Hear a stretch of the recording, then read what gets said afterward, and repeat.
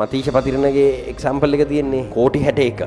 කෝටි 61ක් කියලා කියන්නේ කෝටි 61ක් කියන්නේ 10න් වැඩි කරාම මිලියන 610ක්. එයාට මේ ඔය ක්‍රීස් එක හරියට බ්ලොක් හෝල් එකට යෝකර්ස් දාන්න, ස්ලෝ බවුන්සර්ස් දාන්න, එහෙම බෝල වේරියේෂන්ස් 3-4ක් එයා දානවනේ.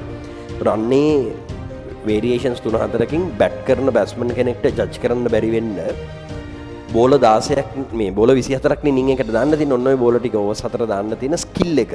හරි? ඒක ස්කිල් එක.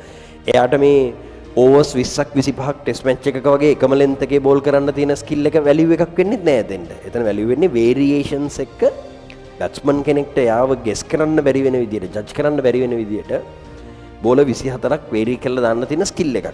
සහ එයාගේ මේ සයිඩ් ආම් ඇක්ෂන් එකත් එක්කත් ඔය එන ස්කිල් එක.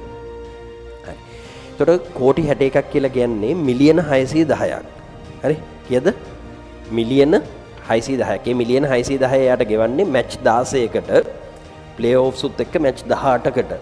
එතකොට එක T20 මැච් එකක වෙලාව අපි කියුවොතින් එහෙම නිකම් පැය 4ක් විතර කියලා. එතකොට 16 වරක් 4 කියන්නේ පැය 64කට තමයි කෝටි 61ක් ගෙවන්නේ. හරි?